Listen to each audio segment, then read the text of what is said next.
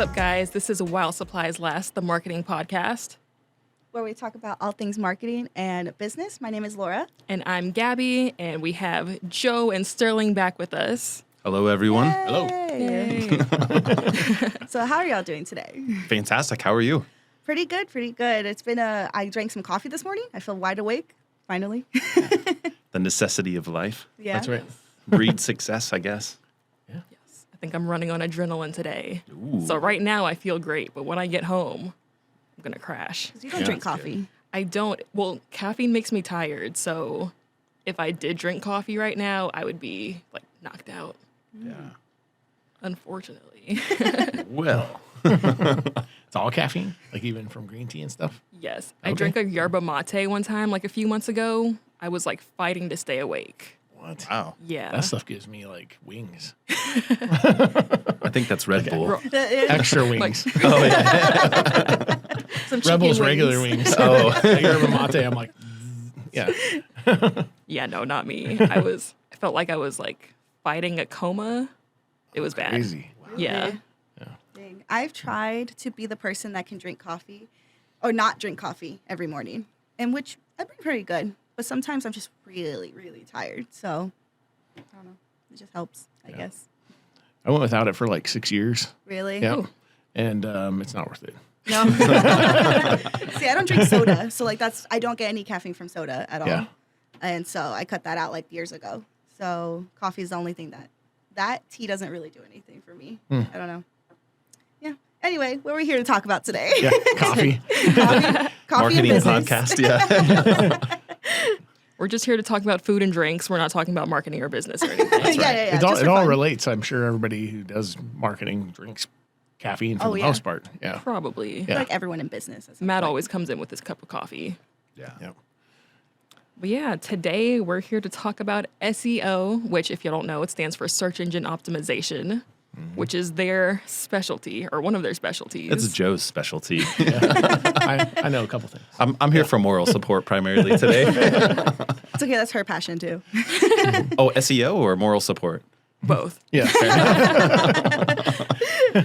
Yeah. So, as y'all know, search engine optimization, or SEO, is the process of improving your website for search engines such as Google and Bing. Where would you guys start when it comes to SEO, especially for like newer businesses? Yeah, so my primary question is what is Bing? I've never Is that a not thing relevant. still? Yeah, what is that? Yeah. Sometimes I see web browsers have Bing on them, and I'm like, did you get infected with a virus, and that's why you can't find anything on the internet? Or, Yeah. And then I realize they're just using Bing as their search engine. I just wanted to throw it out as an Yeah. option. Oh, okay. Yeah, we're not biased here. So So you can use Alta Vista as well. It's equally as crappy. So. I'm just I know what that is. Yeah, exactly. I use Yahoo Ask, search. I use Ask Jeeves. Ask Do you guys Jeeves? remember that? Yeah, the butler. Is it still up and running? Maybe. We should find Should out look out, actually. yeah. See. Let's do a quick Google Let's see. search. What is it? Yeah, you got Ask the computer over there. Jeeves. Yeah. What is that? It was like a search engine. Like Well, it's ask.com now, but it's Oh. still. It exists. It it exists. exists. Oh, man. Oh, just So you can optimize your website for ask.com, I guess, if you I mean, for the if you- 3 people in the world that use it. literally, I've never heard of it. I used to use Bing because I wanted to be cool, like I was different back in like Yeah. middle school. Oh yeah. You're like, I too don't want to find anything useful. yeah. I was like, it's supposed to work the same before I understood how it worked. Search engines worked. I did too when it first came out because I was like, oh, this is new and interesting. And I'm like, it doesn't When did it come do out? like that much more than Google. So Right. just the background looks pretty. Oh, yeah. That's important. 2009 To that. when it came out. That's crazy. I was in 6th grade. I was 9. Anyway, That's crazy. I was using the internet at that point, though. So, okay. What was our question? Oh yeah. Where would you start when working on improving SEO, especially for like newer businesses and stuff? You know, it really depends if you're like a local service business or you have a local storefront or something like that. Google business all day. Your website doesn't matter as much for newer businesses. It will later on, but at the beginning, as long as you have a good WordPress website of some kind up and running, you're going to focus on the Google business side of SEO. So that's going to be your number one point of contact getting into Google business. And then you can also register your business to have an Apple Maps listing as well. So if you just do, how do I create an Apple Maps listing on Google, there's a nice article on how to do that. So you're going to want to do both of those to get your local search up and going. So most of your local searches are done on the map side of things with people under the age of 35. And then you'll be able to pick up the search side, through regular search. Can you guys hear me okay? Yeah. You're cutting in and out a little bit with the mic. Okay. Yeah. Is that better? Yes. How about that? There we go. Perfect. Yes. Yeah. All right. So the is it right? Yeah, Okay, it's perfect. All right, perfect, sorry. yeah. I knew you'd like that. So really, yeah, the Google business side is really where you want to focus. Having a solid WordPress site is a good idea. You don't need to spend a bunch of money on that. If you can get a $500 or $1,000 website up and running with your standard 5 pages, just so people can find you, and then make sure that your address and your phone number matches, those kind of things. What I find a lot, new business starts up, and they're like, nobody can find me, and I'll go on their Google business page. I got a phone number on there. Then on their website, they have a different phone number. I'm like, Google checks that, right? So you want to make sure that your name, address, and phone number is the same everywhere on your Facebook page, on your Google business listing, on your website, that kind of thing. So just the basics. Those are where you start. Yeah, for Google My Business, I didn't realize how relevant it was or how useful it is until I started noticing how much I use it and how much I'm near me. And then I'll click on the business, immediately go to the website button that's on the card. Yep. Right, it's because it's trusted, Yeah. right? You can't trust what's in the search sometimes because people will spoof your website. Or we were looking for a business earlier, local business here, and the name of their business is a keyword. But when you type it in, all the websites that came up were not their website. Yeah. Right, so you're like, I was just looking at the web search. I'm like, none of these are relevant because they're all different businesses, not the one we were looking for. Yeah. The Google business one was the only one that was relevant to us. Yeah. And you click on the website, and it was nowhere in the top 10 Really? on the web search side. Yeah. So Why does that happen? usually, so it's because people are paying a lot of money for the SEO on the website. People don't understand the SEO on the Google Map side of the house. So Google is really responsible for figuring that out, and if you don't configure it properly. And if you type in the name of the business exactly, if they have a Google business page, dollars to donuts, it's going to come up at the top. But on the website, and if your name's a keyword like, amazing window cleaning, right? And Yeah. people are paying to have SEO done on amazing window cleaning, for example. And then, so in the web search, all those people are paying for SEO for that keyword are going to show up above you, even if the name of your business is amazing window cleaning. But on the map side, on the Google business side, Google's going to give you credit first for the name of your business. So that's why naming your business is so important. People always want to come up with some cute name for their local business. Like they're like, Miracle Window Cleaning, right? And so, or they don't even put window cleaning in the name. They're like Miracle Cleaners. And you're like, wait, are you a dry cleaner? Are you a house cleaner? Are you a window cleaner? Nobody knows what you do. And Google doesn't know either. And so what you really want to do is take the what you do. So window cleaning, you for sure have that in the name of your business if you're a window cleaner. And then the next thing you want to do is have the city name in the name of your business. So what's going to come up first on Google, San Antonio window cleaning or, Miracle Cleaners, right? For people looking for window cleaning.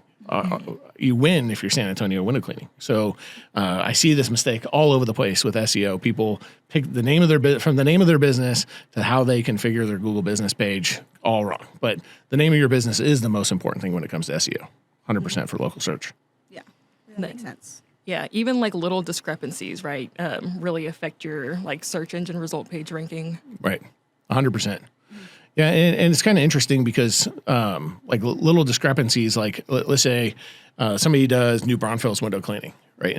But they want to do business in San Antonio. I'm using an example here locally. You're not going to show up in San Antonio if the name of your business is New Braunfels window cleaning.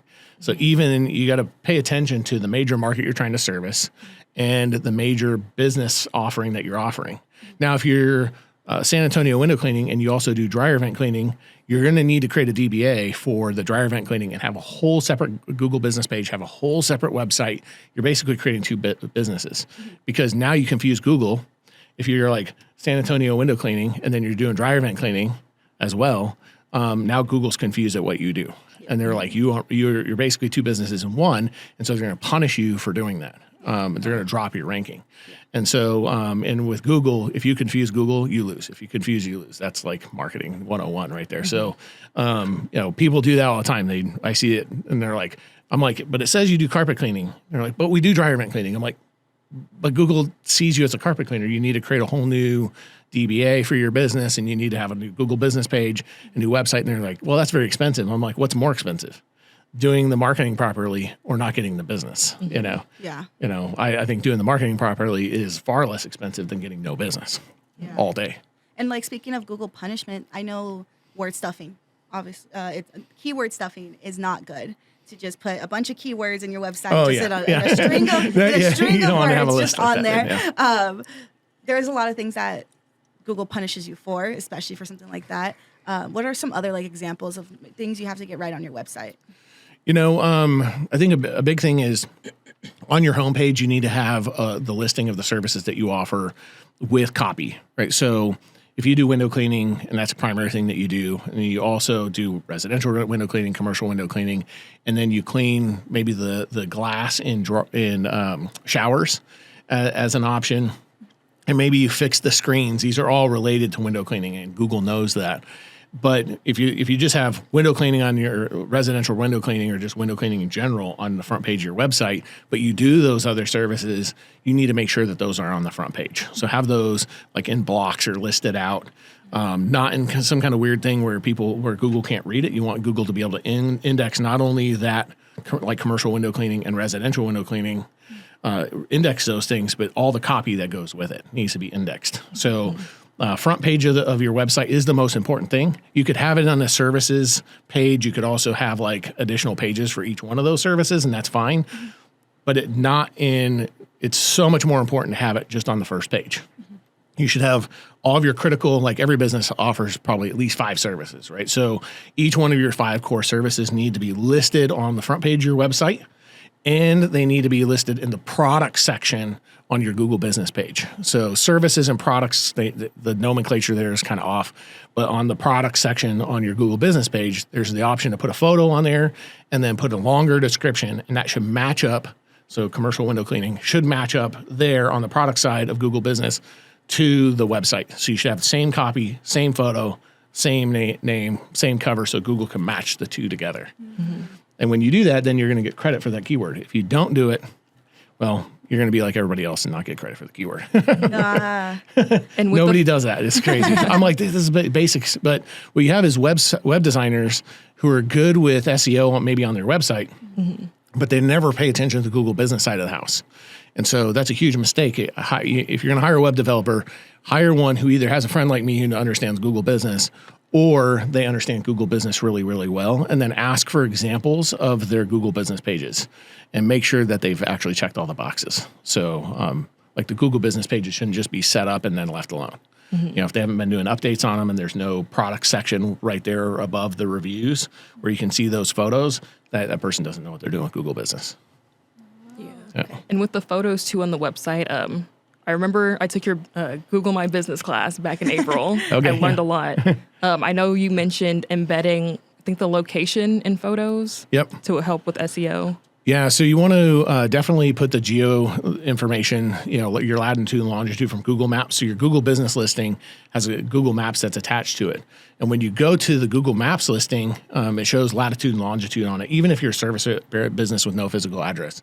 So you need to embed that into the photos, and then you need to load your address and phone number and the name of your business and all your keywords into each one of your photos. So the metadata in the photos need to be correct. So then you use that same photo on Google Business and on your website. So Google does index that information, and they're going to tie that photo back to you because the one thing they hate is stock photos, right? They'd rather have original photos. They'll still give you credit for stock photos, but just not as much credit, right? So if you're a local service business or you have a local shop and you're using stock photos of a carpet cleaning machine, way better it's not as good as having a photo of your person wearing your shirt, with a carpet cleaning machine doing the work. They're going to give you way more credit for that and extra credit if you actually put the metadata and geo information in those photos.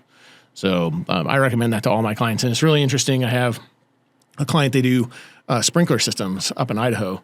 And we did that for them with all their photos. And they went from like, you can find them on Google to number one on Google search and Google, on the Google Map side of the house. And they've been there like 4 or 5 years. And so displacing them is almost impossible at this point just because they've been doing things right for so long. Yeah. And so they have competitors coming to the market. They're so busy, they have to turn away 4 out of every 5 clients that call them because they have too much business coming in. Wow. And the only marketing they do, SEO. And they just do it themselves. It's super easy. Wow.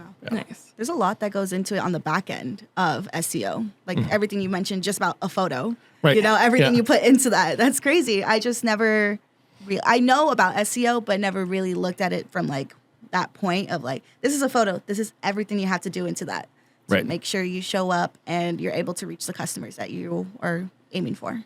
Right. And unfortunately, I think most marketing professionals they either don't know about metadata or because it takes so long, they just don't do it. You know, they're like, wow, I charge this customer $1,000, but it's going to take me like 20 minutes or 30 minutes per photo to get these things like set up properly.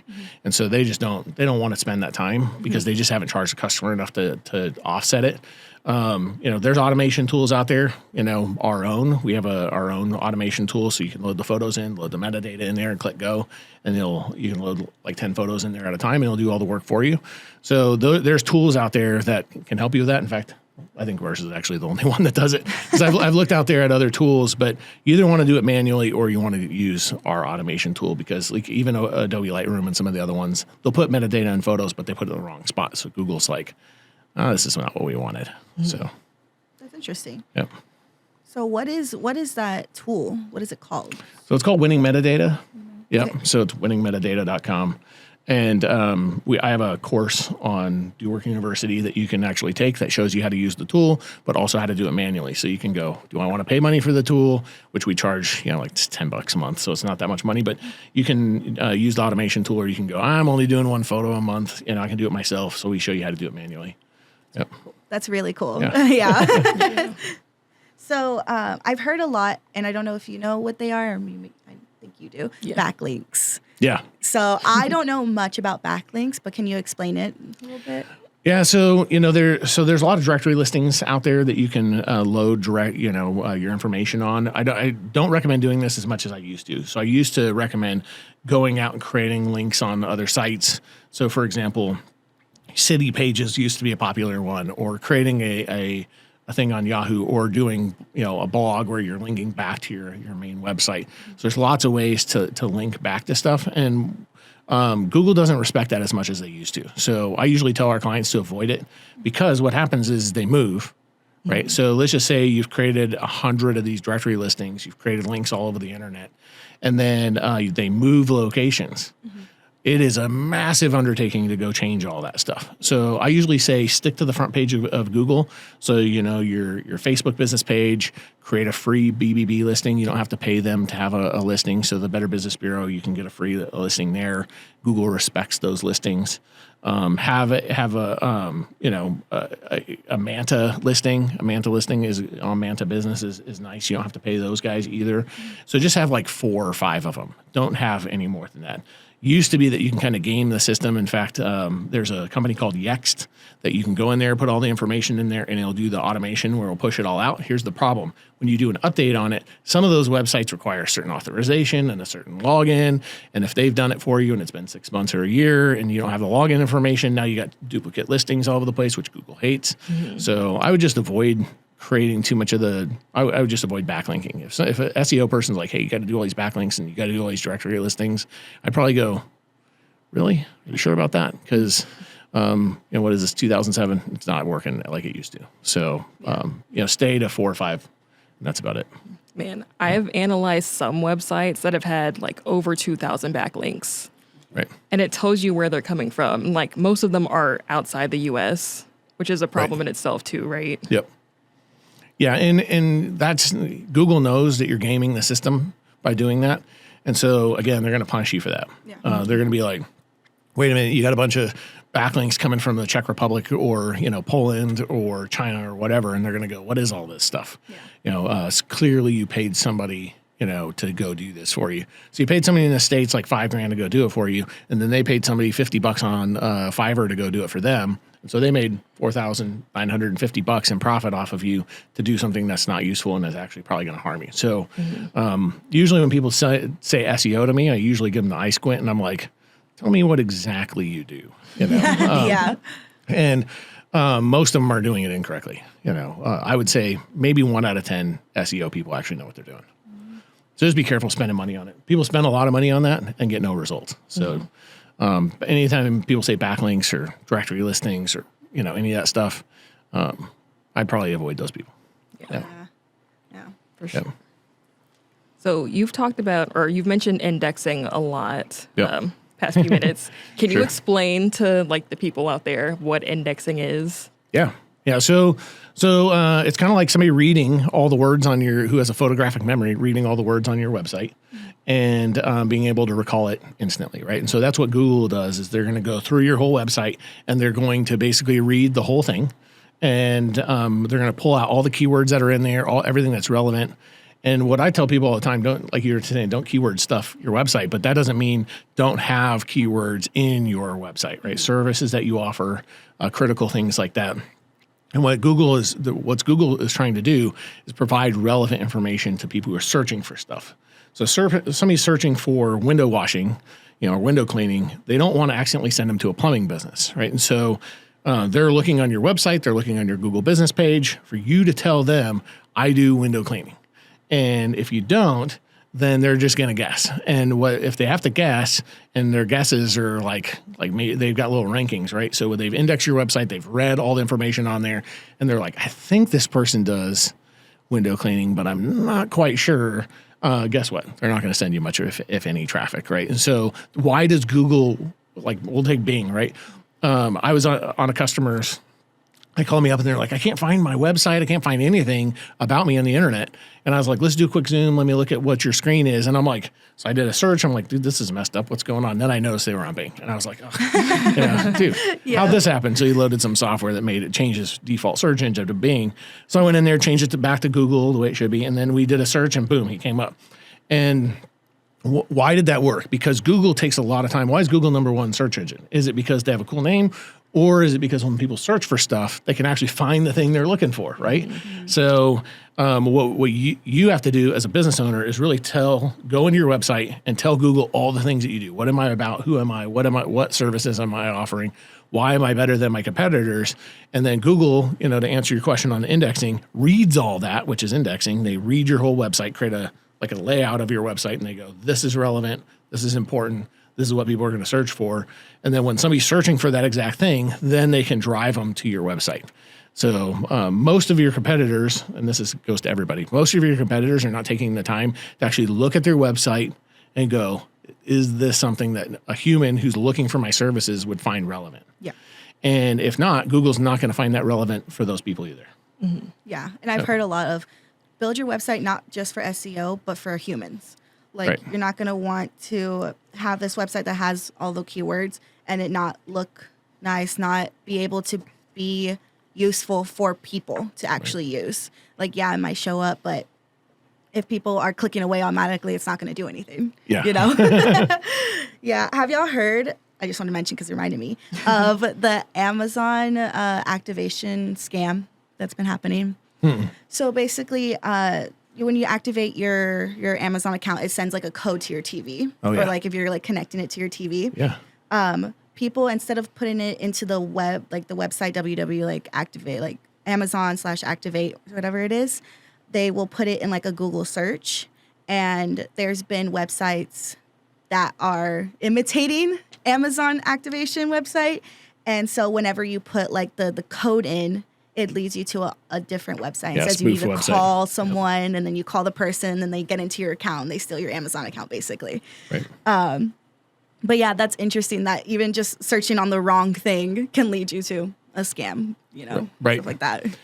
And we'll always have those. Yeah. Right? I used to do work for banks, big banks. And one of the things that we would do for them is make sure that all the websites that are out there on the internet that has their name on it are actually theirs. Right. And so we used a service, and the company's been bought 5 times. I don't know who owns them now, but they would scan the whole internet for anything that had the name of your business, had your logo on it.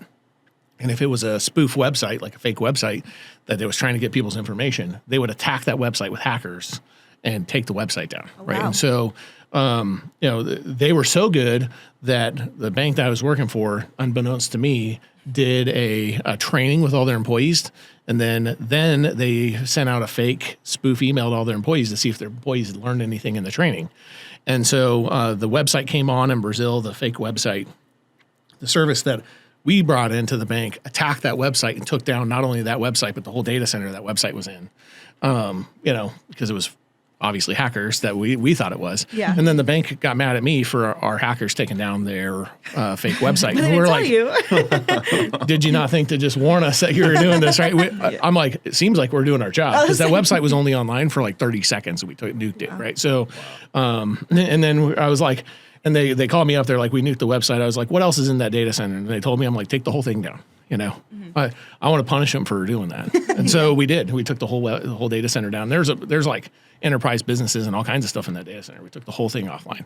And so we made sure that our customers were protected. And Amazon has something like that, but you got to remember, hackers outside the country have now defenses against like hacking back and taking down their stuff because of companies like that. That was over a decade ago, going in and taking down whole data centers. So they put protections in where you can take down that data center. They'll tip up another one in seconds. So, just be careful. Everybody should be careful. Mm-hmm. Make sure the emails you're getting, when you look at them, just do a gut check. Did I actually request my Venmo password? No. Okay. Microsoft will never ask you to change your password via email. It's not going to happen, right? And Amazon's they're not going to have you change your password via an email. They're not going to go, your password expired, And then the other thing, the very last thing is ensure that everything you have has what's called two-factor authentication. Make sure that when you log into your Amazon account, it texts you an authorization code on your phone, right? Yeah. So people don't do that, and then they lose their accounts all the time. And I get this on Google all the time. People are like, I didn't have two-factor authentication on my Google account that had access to my Google business page, and now somebody has access to that. They changed the name of my business and is holding my 300 Google reviews hostage.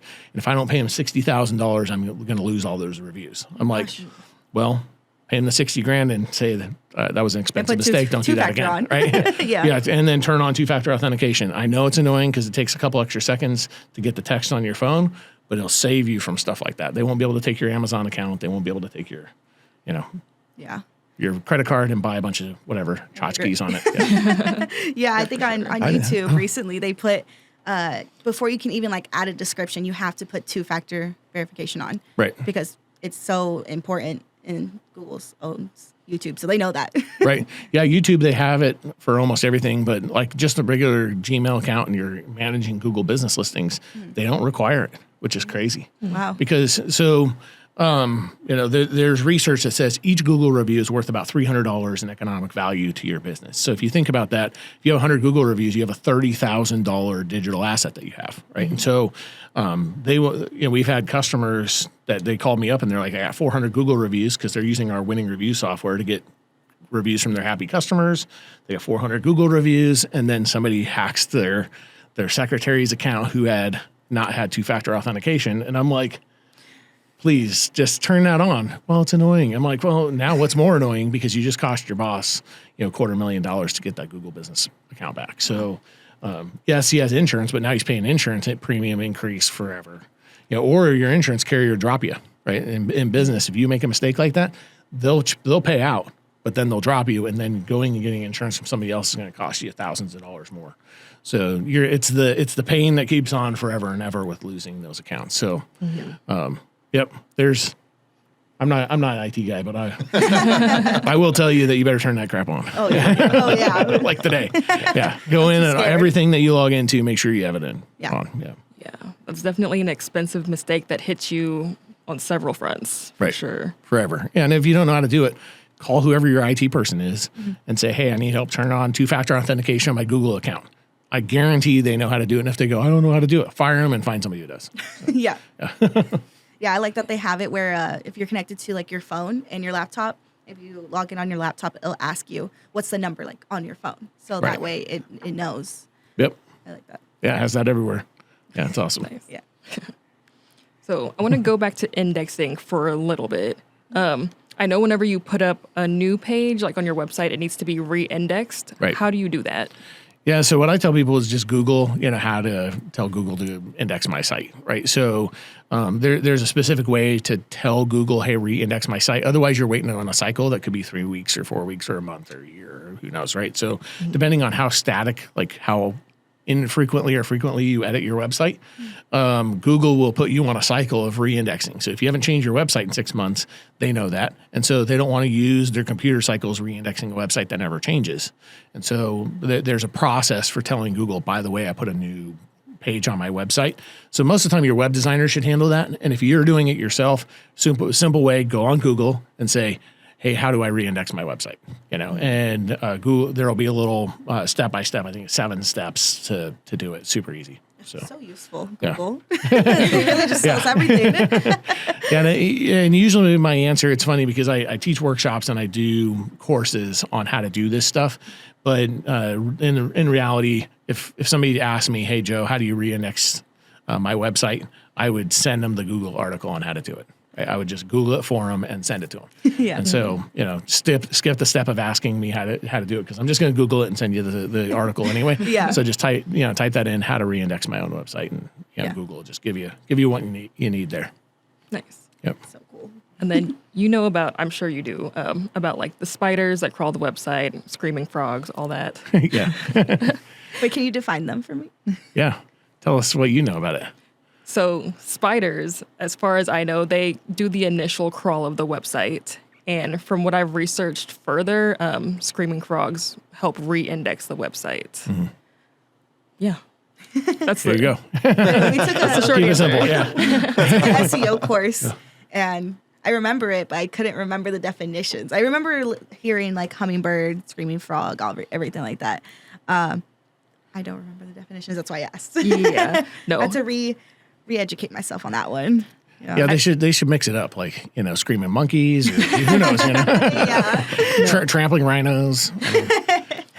I had made like a social media post because I was like, oh, Google really loves animals for like their SEO They stuff. really do. Because they also have urchin, which I think is recent. They had hummingbird, panda, all that stuff. Yeah. It's really interesting. Yeah, when they were naming all that stuff, I'd go to Google on occasion and take classes, there. This is before COVID, and I'd always make fun of their stuff. I was like, what's the tuna fish do?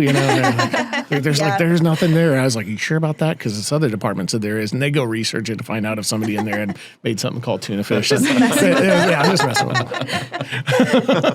Well, everything's animal name, so they kind of believed you for a minute. You're like, Yeah, that might be right. I'm a very believable guy, and they, it's because I look like this, so they just like added.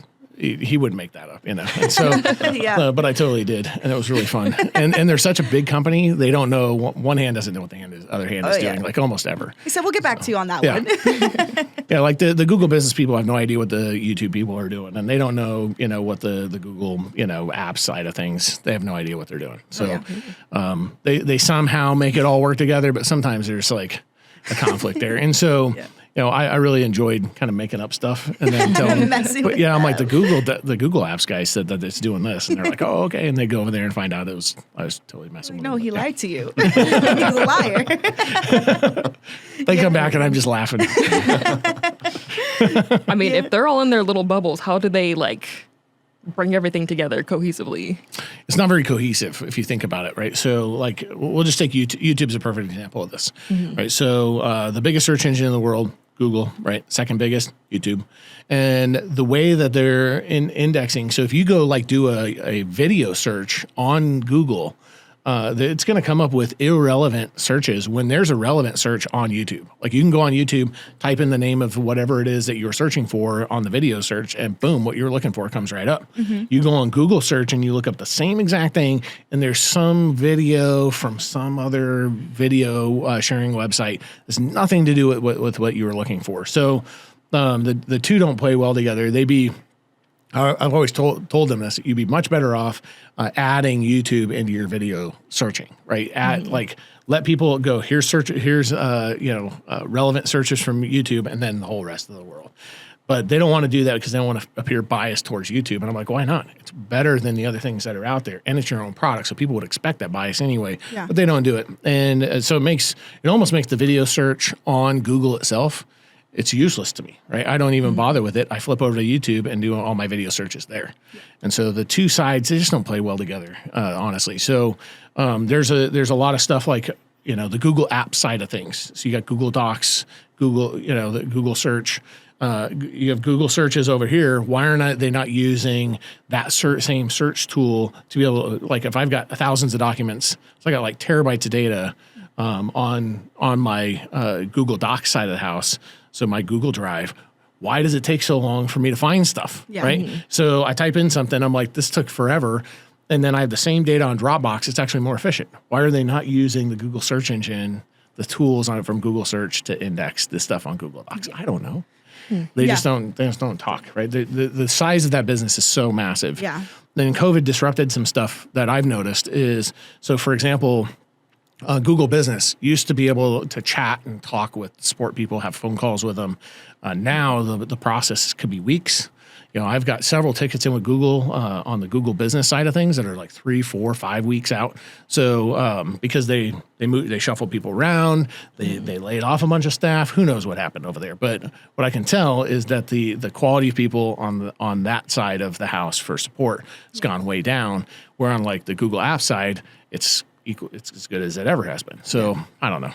To answer your question, is they don't play well together at all. Yeah, I think we mentioned YouTube, like the Google videos. Yeah. Before, I learned this recently, before Google had gotten YouTube, they tried to have their own kind of YouTube thing where it was like a search for just videos. Now it's still, you just press the videos button on the Google tab, and it's the same thing. That's why they do videos other than YouTube. It's because they're trying to transform whatever that was into what it is now, which is just the video section of your YouTube search. Right. Yeah. Yeah. In the video search on the search side, it sucks. Honestly, the video search on DuckDuckGo is better than the Google video search. Really? Interesting. Nothing else on DuckDuckGo is good.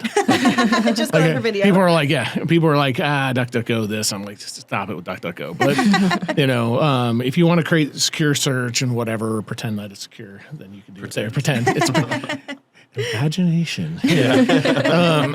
Pretend it's search, but, safe, but it's, I'm not going to go into that too much, but the video search on DuckDuckGo is better than the Google video search. Not better than the YouTube video search. But if you're looking for non-YouTube videos on a certain subject, you're going to have better results on DuckDuckGo than you will on Google. Mm-hmm. That's so interesting. Yep.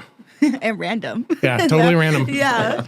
But if you're trying to do video on your website, you want to optimize that for DuckDuckGo, right? So you want to name the video, the name of the keyword, that people would be searching for when searching for that video. You want to definitely put metadata into the video. DuckDuckGo does index that stuff, so they're going to be able to look for that, and then it'll show up in the video search on DuckDuckGo. And so, if you're going to actually use video on your website and it's not embedded YouTube video, you're going to have a clickable video on there that could play directly through your website. You want to definitely optimize it for DuckDuckGo search.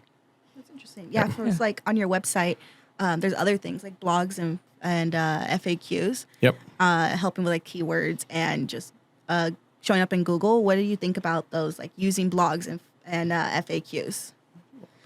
Are you just gonna sit over there and shake your head the whole Yeah. day? Okay. I'm, He just I'm here agrees. for moral support. Right? Oh, you're over there going, yeah. All right, sweet. Yeah. What do you think about blogs? They're interesting. Yeah. So blogs are useful. I go back and forth on this. So I hate blogs, and I think that paying a blog writing service is stupid for the most part.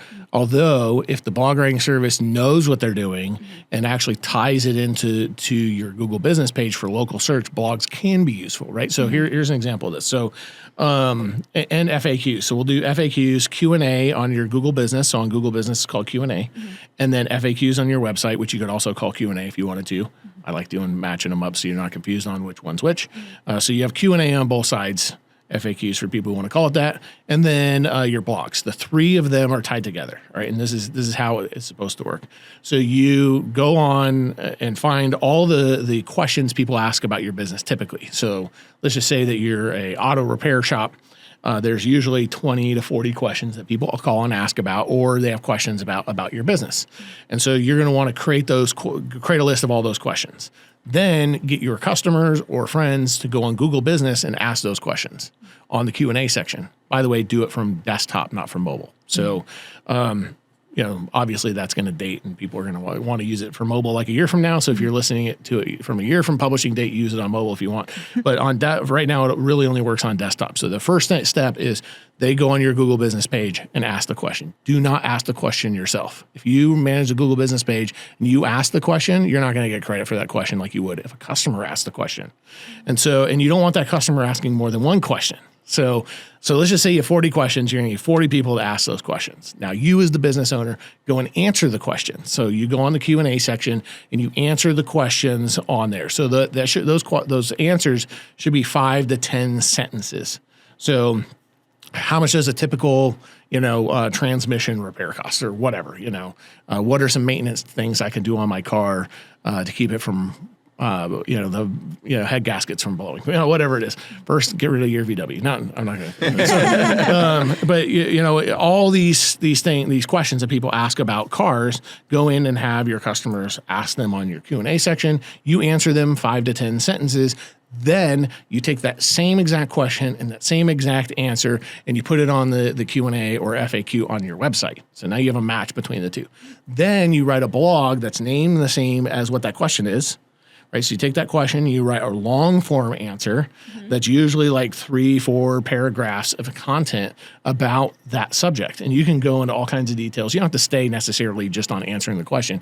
You can talk about a bunch of stuff in that blog, right? And so Google is going to go, okay, because what they want is you to not only have content on your website that's relevant to people, but they want you to be an expert. And so if you've got the Q&A, you've got the answer there, you got the Q&A on your Google Business page, you have the Q&A and the answer on your website, then you have a blog with the name of that question as being the subject, and then you're answering that question in long form, guess what? You're probably a subject matter expert on that. So when somebody asks that question into Google, they're going to go, here's an answer from a local business. So all those questions are going to show up in there, and people are going to be able to jump right over to your Google Business page or your website and get what they need. And that'll really push you up to the top. If you've got 40 questions on your Q&A and you have 40 on your website and you got 40 blogs on there that match up to those, I don't know anybody else is doing that on a local basis, right? So the whole process takes maybe you could do it in a weekend, right? So if you do it over a weekend, just kind of push those blogs out like 1 or 2 a week. And that way your website's getting updated on a regular basis. So pick the top question and just, every other week or every week, drop a couple of them out there. Okay. Yep. I know you said only one question per person. What happens if they try to leave more than one question? You just won't get credit for that as much for that second question. It won't be as relevant for Google. Okay. Because it'll look like you're, gaming the system and getting your friends to ask the questions, even though you are. I've actually had somebody do this where they were they gave somebody all 40 questions. They went on and asked them. They got really good credit for the first question, but all the rest of the 39 of them really just they didn't show up relevant on those. So take the extra time. You're having coffee with somebody and go, hey, you have your laptop with you by any chance? Hey, would you mind going on my Google Business page? Take 30 seconds and ask this question for me. And then make sure that they spell the words correctly in it. Yeah. You can't use a keyword if you can't spell it right. Yeah, that's right. So it doesn't necessarily dock you points, but it doesn't help you. Correct. Okay. Yeah. Yeah, it doesn't. They don't punish you for it. You're punished in that you don't really get credit for it. So you'll still get credit for the website of the house, but it's not helping your Google Business listing. And again, if you're a local business, Google Business is kind of one of the most important things out there. Yeah. Yeah, we've definitely learned that in this episode. Yes. Yeah, and you noticed I didn't say Yelp this whole time. So. No Yahoo. Yeah, no Yahoo. You don't need a Yahoo business page. I know they have them, but why? I don't know. It's pointless. So I don't know. Yahoo has good answers to some questions, very specific questions Very that specific. you can still find. Yeah. Yeah. I don't know what they are, but yeah. Didn't they used to have Yahoo Answers? Was They that did. super popular Yep. back? I don't know. Like in 1999. Yeah, it was great. Before I was born, I don't know. I was a small child back then. Only 2? Yeah. I was I'm born at the end of the year, so I was gonna be too probably. There you go. Yeah. Yeah, that's about the last time Yahoo search was relevant. I remember it being relevant at some point. Not search, answers. Yeah. Yeah, at some point. In my early childhood at some point. Yeah, and I think that's been replaced, with Reddit, Quora, yeah. whatever. Always go to Reddit for my answers Yeah. sometimes. Yeah. You get a lot of weird answers on Reddit, but Yeah, sometimes they're not. Sometimes you just get mad for asking the question. They're like, I can't believe you would ask this. And I'm like, that's not the answer I'm looking for. yeah. But then sometimes you're like, oh, somebody's having the same very specific problem that I'm having, and they have an answer for it. Yeah. Which is nice. Yeah. It is. Yeah. Even better, they posted like a YouTube video on how to get the, do the thing. Yeah. All right. I don't think we kind of touched on this. Search engine results page ranking.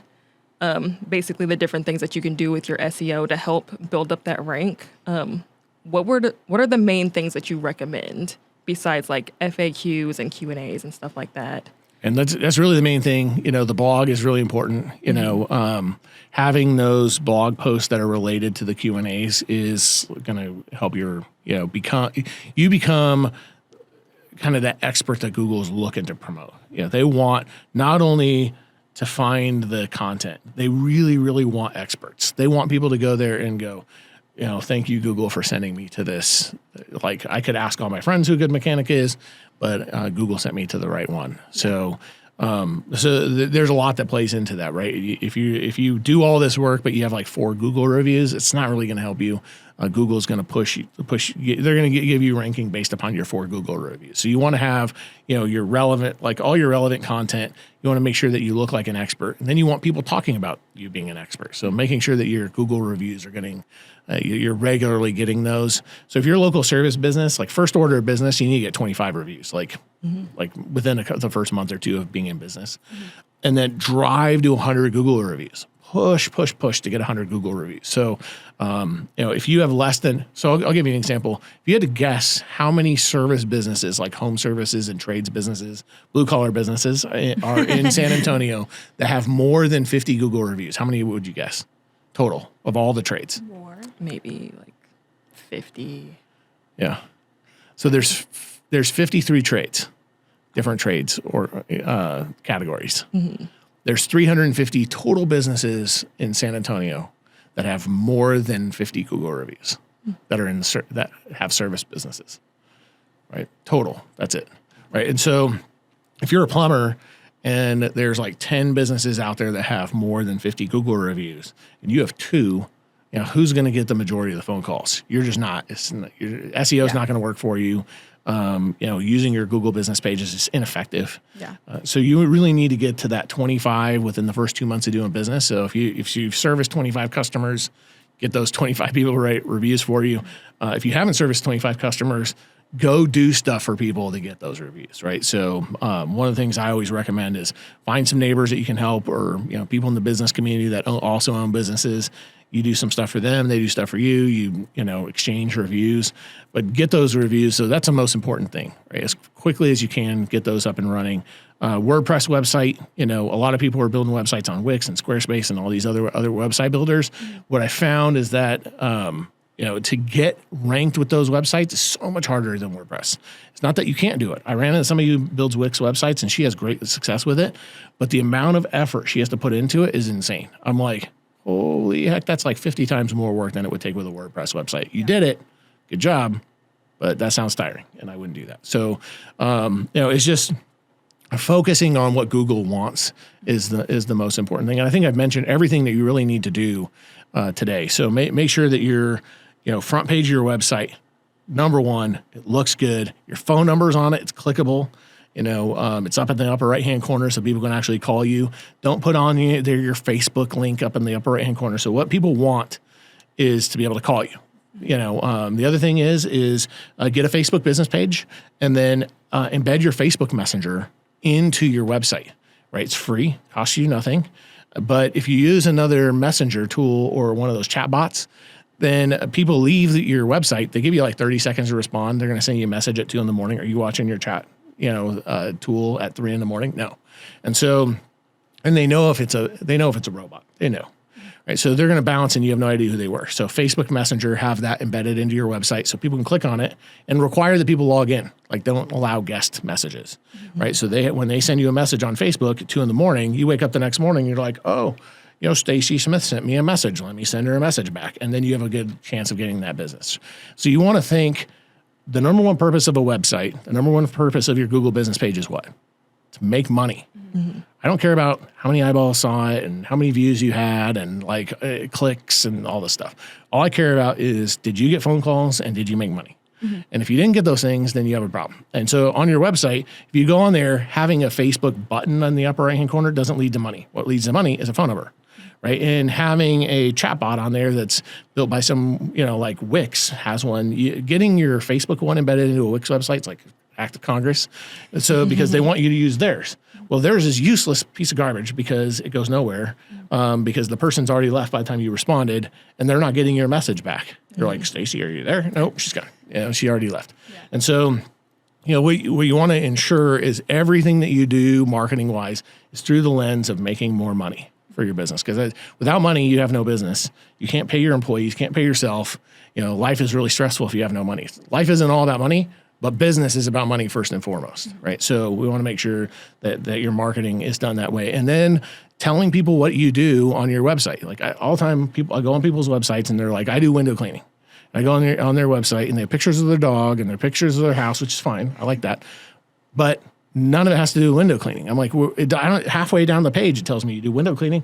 Have that before you scroll, right? Or they have like their logo real big at the top. Nobody cares about your logo. The only person who cares about your logo is you, right? So have that sucker like super tiny in the upper left-hand corner, and the rest of it is something that tells people what you do. You could embed a YouTube video there, which is a great way to do it. Have like real simple copy. We wash windows, right? So, something that tells people immediately what you do.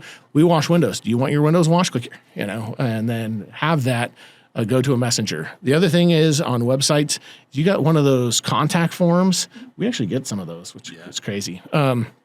We're like the only people who still get people that fill out our contact forms. Like daily. Daily. And so I always dog on contact forms, but then we actually get it all the time. But contact forms are for businesses that are doing something that's weird, right? Like what we do with Blue Collar Connect, like your friend, he searched all over the internet the other day to find somebody like us, and there's nothing, right? And so, but if you're a window cleaner, there's a bunch. And so they have options. Do they want to send you a message, or do they just want to click back off of your website and find the next business on Google Business that actually has the phone number accessible, right? Mm-hmm. And so the answer to that is they're going to pick the first business with the most reviews that are above 4.7 stars, on average. So there's another tip on that. And then ensure that make it super easy for people to call you. Like make it super easy. So the first rule of a business, number one, make it easy for people to communicate with you. This is not just marketing. This is in general.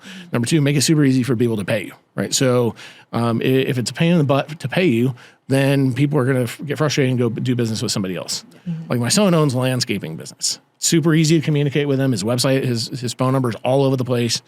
So people text him, they call him, get right in touch with him. He takes care of their business, takes pictures of all the work. Hey, this is what it all looks like. This is what it looks like before I did the work. This is what it looks like after I did the work. Great. And they say, that's awesome. He sends them an invoice from his phone. Boom, here's your invoice. They pay. He gets paid. He's done. Right. And so the whole process is super simple. And I regularly have real estate agents go, hey, is this your son? They'll send me a message on Facebook Messenger. I'm like, yeah, that's my son. Mikitish is not, there's not very many of us, right? So, they're like, man, you knocked it out of the park with that one. And I'm like, okay, well, that's great to hear. And they're like, yeah, he sent me the invoice. The thing was so easy. These other landscapers make it so hard on me. They're like, I'm just only going to use him from now on, right? So how does somebody who's is 18 years old, was in high school a couple months ago, getting the best real estate agents in town doing business with him, right? They're sending them all their business. Property managers are working with them. The reason is he makes it super easy for people to communicate, super easy for people to pay. Yeah. Your website should have that, right? So, make it super easy for people to communicate with you. And, if you're a service business, for God's sake, have a pay me here button, pay here, and people can go on there and pay their invoice. Mm-hmm. So make it super easy. If people have to figure out how to Venmo you or send you, we only accept Zelle or something weird, forget it. We only accept checks. Cash in the mail. I don't even have a checkbook. Yeah. That's You know? sketchy. I'm of the generation where people still have checkbooks, and people are like, "Just write me a check." I'm like, I have to go to the bank and get a check because I don't own a even have checkbook. checks, you know. So, you know, and they're like, "We accept cash." I'm like, I think I have $2 in my wallet. You know, So I have I don't some know. change, some loose Yeah. change for you. Yeah, I don't have any of that. So, you know, make it very easy for people to pay in the ways that, you know, people want to pay, right? Yeah. So you got Cash App, you got, you know, Venmo, have those links on your website so people can find them. Yeah. You know, make it super easy for people to communicate and pay. And the other thing with your website that you want to ensure with SEO stuff is that you have somebody reread it, like that's not in your industry and they're not in marketing, right? Have your business coach read it, or have somebody who's in a so maybe you're a plumber, have an HVAC business owner that you know read your website and give you feedback on that. Make sure that you have somebody read it that's not in your same industry because they don't understand the jargon sometimes as well. So have somebody who from your church or from your friends group or something that's not in your industry at all, read it and go, just look for anything that you don't understand on here. Yeah. And realize websites need to be written at like a 3rd to 5th grade reading level. Mm-hmm. You know, I read websites all the time and it's like, man, I need to be a professor to read Yeah. this. And I'm like, if I stumble around, you know, and I'll have my copywriter read stuff and she's like, oh my gosh, this is ridiculous. I'm like, yeah, it is. But you know, call that person and go, hey, I recommend that you just have somebody rewrite this from like a 5th grade reading level. Yeah, it's all about making it easy. Yep. People love convenience, especially now on the internet. Everyone loves convenience, and that goes back to making sure everything's like your phone number's there, your payments there, everything's easy for them. Right. Because once it's a little hard, people are going to be like, okay, never mind. You know, Right. I'll just do it somewhere else. And I call that friction, right? So, you know, if you've created too much friction for people, the more that exists, the momentum stops, right? It's just, you know, like physics. And so take the friction out of it. Somebody goes to your website, make that phone number clickable. Yeah. If you don't, that's friction. Number one, right off the bat, they don't know how to call you. And are they going to click back and go to your Google business page and call you from there? No, they went to your website so that they can make sure you're a legitimate company. They want to be able to get what they need to out of your website right away. They want to be like, okay, this looks cool. Oh, there's the phone number right at the top. Don't put it all the way at the bottom and people have to search for it. Yeah. Nobody wants to play Where's Waldo with your phone number on your website. It's Yeah. not something that people want to do. Yeah. So I was trying to hire somebody the other day, and I went all over their website and I was just like, I'm done here. Yeah. You know, and I found I hired somebody else, but then I was like, I'm gonna go track them down. I went to their Facebook page, and there's no way to communicate with them on their Facebook page either. I'm like, how the heck do I communicate with this people? Yeah. You know, and so finally I was like, does anybody know this who owns this business, right? And so found the owner, got his cell number. I'm like, I have one legitimate question: how in the world do people find you and communicate with you? He's like, well, I don't know. I'm like, go to your website and pretend to be a customer and go, I need to call Mike. How do I get a hold of Mike? And he went on his website. He's like, I have no idea where the phone number is. I'm like, exactly. Yeah. So you should fire that web developer and find somebody who actually takes into account that the number one and most important thing is communication. Yeah. And how to find it easy. And how to find it easy. Yeah. Yeah. Yeah. Well, thank you. Yeah, I think we should start wrapping up. I think it's been an hour. Yep. We're at our hour mark. Yeah, but thanks, guys, for coming back. Anything you want to add? Sterling, would you like to add anything? No, that was great. Yeah, really you learn enjoyed the anything? podcast. Wait, can you hit the applause? Oh, wait. There it is. There you go. We'll edit out the part where you asked me to put it. Good job, Sterling. Hey, thank you. Yeah. Sterling today. It's crickets. It's worth it. Was it Learned a worth lot. it? Yeah. Yeah. Yeah.